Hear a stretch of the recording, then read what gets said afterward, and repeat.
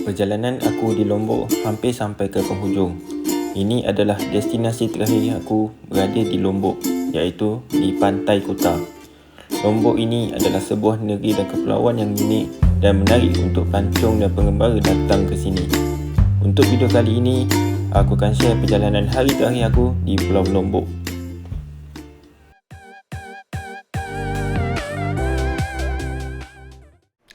Hello guys, Assalamualaikum dan selamat pagi. Untuk hari ini, hari Sabtu di Lombok. Sekarang ni aku berada di Kuta. Semalam sebab aku terlalu penat dekat Sumbawa, so aku balik semalam pun untuk tidur. So aktiviti hari ni aku cuma santai. Aku nak pusing sekitar Kuta Lombok sahaja. Adalah beberapa tempat yang aku nak pergi, macam Pantai An, Bukit Meris dengan Desa Sasak. So pagi ni mungkin aku nak pergi Desa Sasak dulu. So guys, jom kita explore lagi di Kuta Lombok. Ya.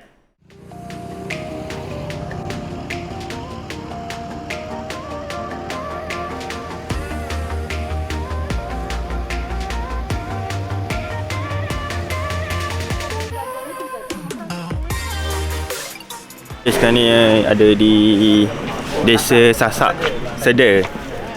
Ditemani Mas Anto untuk menceritakan sejarah dan salah silah sini, kampung sini. Jadi kalau bahasa kami di sini tuh masih menggunakan bahasa daerah, bahasa Sasak. Bahasa Sasak. Ya, seperti contoh pun kalau kami bilang permisi itu tabek. Tabek. Ya, terima kasih, tampiasi. Sama-sama pada-pada kalau di sini. Jadi sepanjang aku berada di desa ini, aku bersama Mas Anto yang membawa dan menceritakan salah silah dan budaya penduduk kampung di sini. Desa ini juga dijadikan tempat pelancongan untuk orang ramai datang berkunjung. Ini sudah 15 generasi yang mewariskan nama saya Anto. Saya penduduk asli dari dekat sini. Jadi saya ucapkan selamat datang di kampung tradisional suku Sasak yang masih mempertahankan ada tradisi dan bentuk bangunan rumah kami di sini. Gitu. Dan kampung kami ini bukan hanya untuk jadi sekedar objek wisata saja, tapi kami masih duduk dekat sini. Nama dari kampung kami ini Sade. Sade artinya obat atau kesadaran. Dan di sini tuh ada 150 kepala keluarga, 150 rumah juga. Jadi satu rumah satu kepala keluarga yang tinggal di sini. Dan jumlah penduduk tuh sekitar 700-an orang. Tapi saya akan ajak melihat salah satu balai pertemuan sudah sekarang. Ini bangunan pemerhati dia. Kalau biasa orang bangun pagi, diorang terus naik atas ni untuk pantau kawasan kampung sini lah. Di kampung Sada ni. Ya. Di sini, mereka mempunyai satu budaya dan adat perkahwinan yang pelik bagi aku, iaitu untuk bernikah, mereka perlulah melarikan diri atau menculik pasangan mereka sebelum menikah. Mari kita dengarkan cerita bersikit daripada Mas Anto bagaimana budaya dan adat ini dilangsungkan. Karena sampai sejauh ini kami menikah antara sepupu atau kerabat sendiri. Ya. Jadi itulah salah satu upaya kami untuk mempertahankan ada tradisi dan kerabatan kami di kampung kami. Nah, kalau pokok kering ini kami sebut pokok cinta. Pokok cinta? Ya, karena orang tua ini kalau mau melarikan anak dari itu banyak janjian dekat sini. Oh. Ya, kalau mau menikah itu banyak janjian dekat sini untuk melari. Pokok cinta. Kalau dulu katanya tadi berjanji kalau mau menikah. Iya. Karena kalau menikah tuh dilarikan, harus kawin lari. Maksudnya dilarikan tuh di luar ke? Iya, jadi dibawa keluar kampung nih. Keluar kampung. Iya, jadi kita titip di keluarga dekat kampung luar gitu. Jadi pagi-pagi itu baru ada utusan dari pihak laki-laki yang memberitahu pihak anak dara bahwa anak daranya sudah kena lari untuk menikah gitu. Ya. Ini kira macam simbolik ya? Iya. Jadi memang sampai sekarang tuh ada tradisi kami di sini masih terjaga. Iya. Dan apabila kami menikah tuh sama sekali tak boleh dilamar, tak boleh tunang. Gitu. Ada tradisi kami di kampung kami ini kalau nama nikah itu diculik sama dilarikan. Jadi kawin culik sama kawin lari itu. Jadi kawin culik sama kawin lari ini memang beza. Nah, jadi kalau kawin culik ini hanya berlaku pada sepupu saja. Ya, jadi misal biarpun tak suka sepupu perempuan nih, kalau udah sepupu laki suka sama dia itu boleh kena culik. Iya, boleh kena paksa juga. Gitu. Jadi beda lagi yang sama kawin lari nih. Kalau yang kawin lari ini yang sudah suka sama suka dulu, yang sudah saling cinta gitu. Dan kemudian kalau melarikan anak dari dekat sini tuh malam hari, karena kalau siang hari tuh kena denda juga gitu. Ya jadi dendanya tak seberapa tapi malu karena udah kena denda gitu. Ya jadi pas melarikan anak dari ini kita titip di kerabat terdekat di luar kampung gitu. Dan pagi-pagi ini baru ada utusan dari pihak laki-laki yang memberitahu pihak anak dara bahwa anak daranya sudah diculik sama si A untuk dinikahkan. Jadi setuju tidak setuju orang tua ini harus ada akad nikahnya. Kemudian dinikahkan secara muslim karena agama kami di sini alhamdulillah muslim gitu.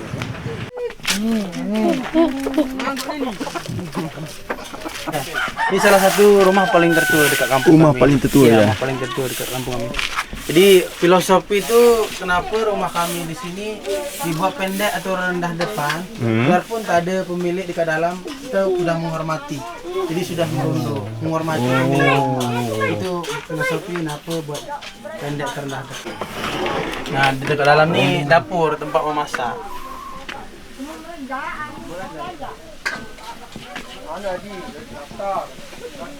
Ini merupakan rumah kampung, rumah paling tertua yang ada dekat dalam kampung Sada ni. Yang paling tertua dan masih diduduki oleh generasi dia. Kecil tapi boleh tahan tak? Simen. Pakai tanah liat. Ya, tanah liat campuran dari skam tu. Dan kami mengepel lantai rumah pakai kotoran lembu ni paling 1 atau 2 kali dalam 1 minggu. Ya, jadi baru tepel. Dan kalau ada acara tu wajib lantai rumah kami tepel pakai kotoran lembu juga tu. Jadi itu sebagai pengganti semennya. Ya. Wajibkan bagi perempuan dekat sini tu harus pandai menenun.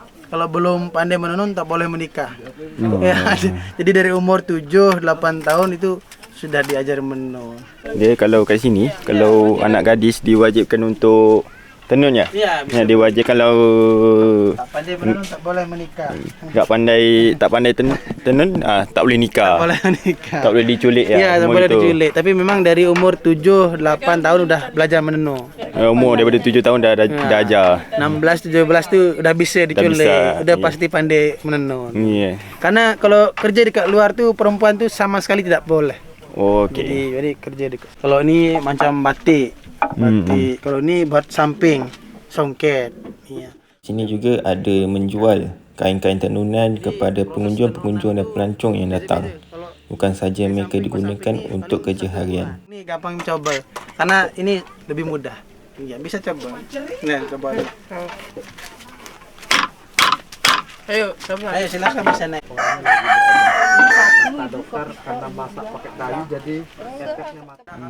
Selesai perjalanan aku di Desa Sasak ini, aku teruskan perjalanan aku ke Gua Bangkang Prabu.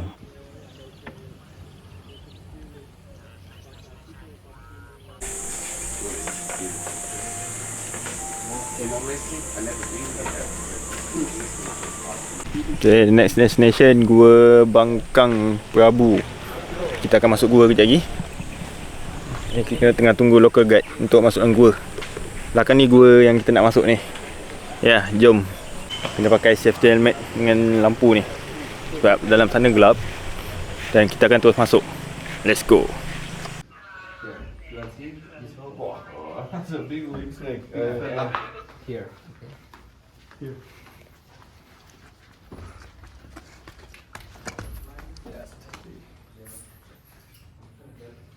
Gua Bangkang ni, Bangkang Prabu ni nama tempat dekat sini. Dan nama gua sebenarnya kat sini adalah Gua Kelawar. Sebab dalam tu banyak kelawar dan dia tak lama, cuma dalam 15 minit je masuk dalam tu. Tak ada apa yang menarik sangat biasa-biasa je bagi aku. Aku datang sini pun sebab nak spend time sebab banyak masa lagi aku kat sini. Lepas ni baru aku nak lepak pantai. But okey lah gua ni, bagi aku okey. Biasa je nak isi masa kan. Ni diorang dah sediakan sekali welcome drink. Kita minum dulu dan kita terus cari kedai makan tengah hari lah. Aku pun dah lapar ni. Let's go. Seterusnya, aku teruskan perjalanan aku ke Pantai Maun untuk menikmati makan tengah hari di hadapan pantai yang cantik. Sekarang ni aku di Pantai Maun. Nak makan tengah hari dulu kat sini, menghadap view laut. Kita makan tengah hari dulu. Aku dah lapar gila.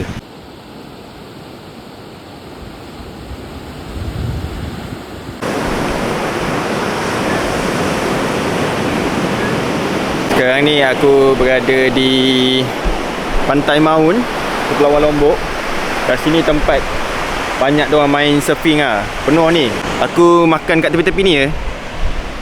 Tepi-tepi ni ada banyak kedai makan ni. Aku makan kat kedai depan ni je, sambil menikmati view laut depan ni. Lepas tu cantik tau, tepi-tepi dia tu pulau, gunung-gunung. Nice lah.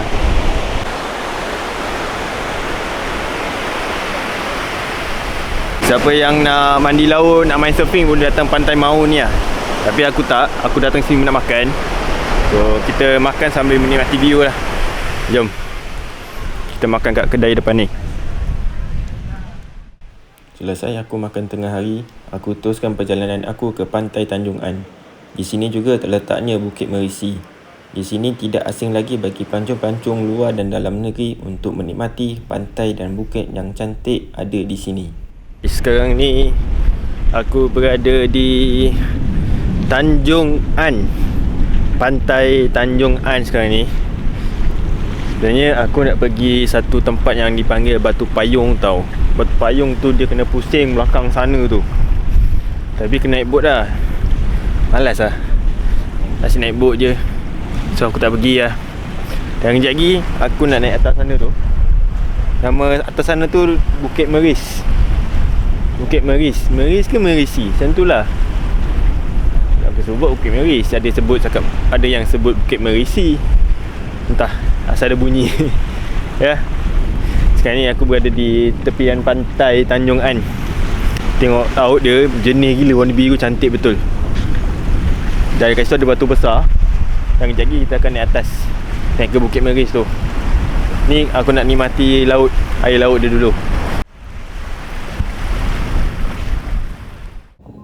Tujuan utama aku ke Pantai Tanjung An ini adalah untuk pergi ke Batu Payung.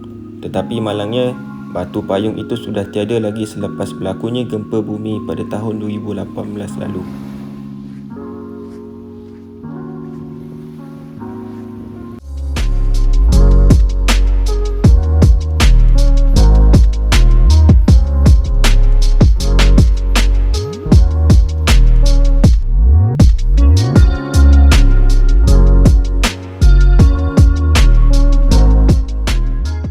Sepanjang 8-9 hari aku kat sini, mendaki Gunung Rinjani, ke Gili Terawangan, ke Kepulauan Sumbawa, lepas tu ke Mataram dan Kota Lombok. 9 hari. Dan esok hari yang aku akan balik pulang ke Malaysia. Secara overallnya aku happy. Aku suka dengan tempat yang aku pergi sekarang ni. Kecuali satu tempat dia yang aku tak dapat pergi, iaitu Bukit Selong. Sebab aku tak sempat nak ke sana. Dan susun masa pun memang tak sempat. Nak cari ojek kat situ pun tak ada. So memang tak dapat lah rezeki nak ke Bukit Selong tu. Lepas ni aku akan ke Bukit Meris. Selepas Bukit Meris aku dah tak ada aktiviti dah. Memang aku tahu balik. Jom kita teruskan ke destinasi yang terakhir aku, iaitu Bukit Meris.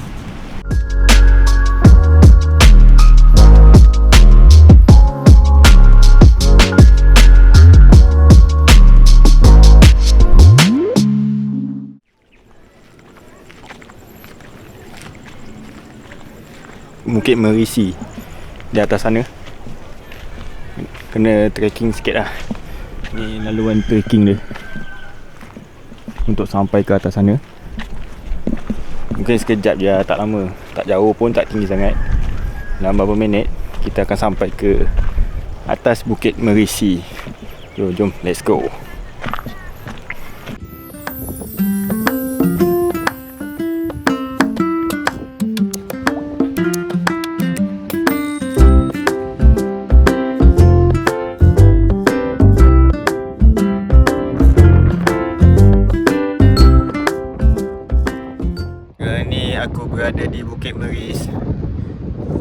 ya, ni Bukit Meris ni.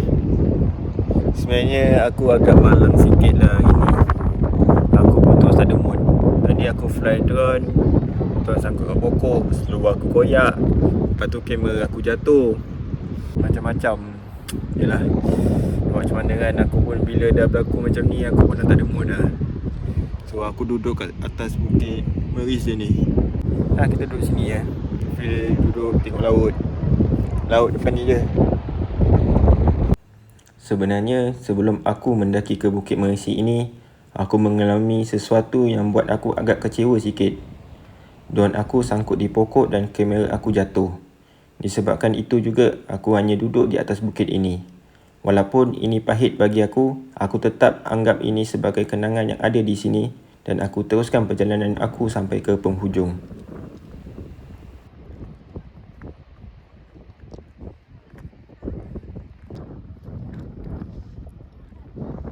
Untuk ubati kekecewaan aku pergi ke satu destinasi terakhir, iaitu Pantai Kuta. Di sini juga agak ramai penduduk dan pelancong duduk dan melepak di sini.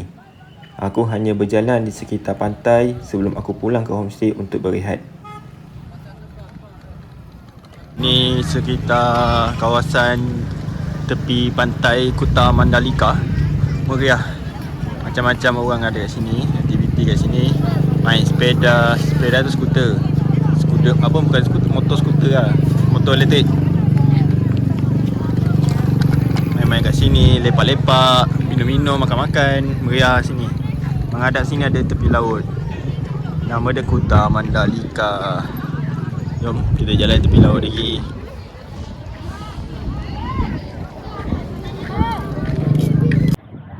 Pantai Kuta Lombok. Itu my last destination.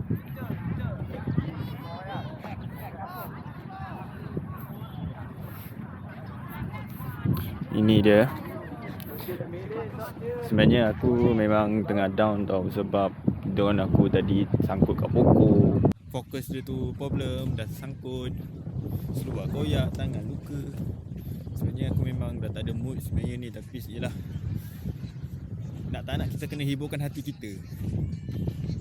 Kena happykan diri kita.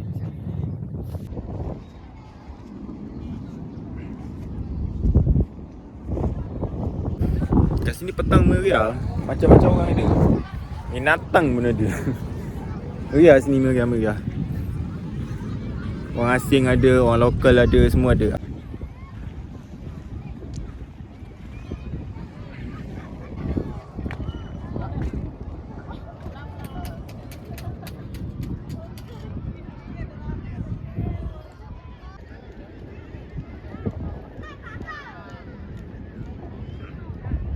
Alhamdulillah, selesailah perjalanan aku di Lombok, Indonesia, Nusa Tenggara Barat, Indonesia. Sekarang ni aku nak balik ke hostel aku. Balik homestay, aku nak rehat. Sebelum tu aku nak makan dulu. Selesai perjalanan aku 1 hari di Kuta Lombok ini. Sebelum aku pulang ke homestay, aku singgah ke kedai untuk makan malam dahulu sebelum aku pulang ke homestay aku.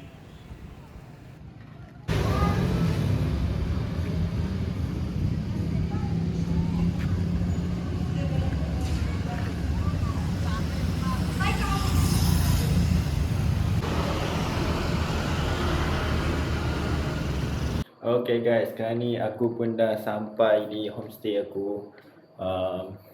Yalah, menikmati hari-hari terakhir aku berada di Lombok ni.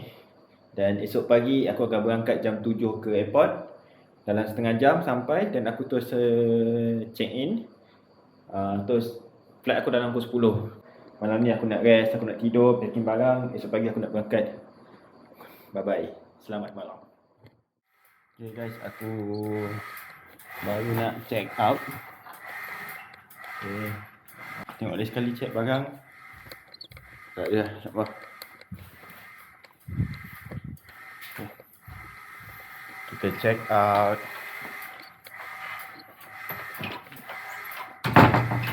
Dan kita tegak lah. Ya, homestay aku tinggal di Kuta ni. Okay, jom kita pergi ke kereta yang hantar aku ke airport tu. Ni tempat homestay yang aku tinggal ni.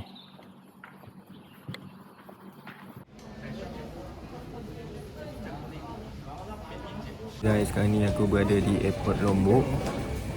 Sekarang ni aku akan sekejap lagi pukul 10 aku akan berangkat ke Malaysia. Balik ke Malaysia. InsyaAllah ada rezeki Lombok aku datang lagi. Dan bagi aku Lombok ni sangat best lah, sangat menarik. Dan aku suka, aku puas hati aku berada di Lombok. So akan datang ni ada rezeki aku datang lagi lah Lombok ni. Ketemu lagi Lombok. Dan jumpa lagi di video akan datang. Terima kasih. Bye bye.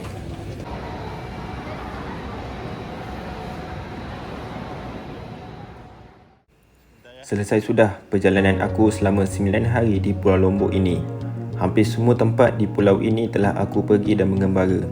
Aku telah ke Gunung Rinjani, Gili Terawangan, Pulau Kenawa dan Kuta Lombok. Ini adalah sebuah kenangan yang menarik bagi aku. Jika ada rezeki, aku akan datang lagi ke sini. Terima kasih menonton. Kita jumpa di video yang akan datang.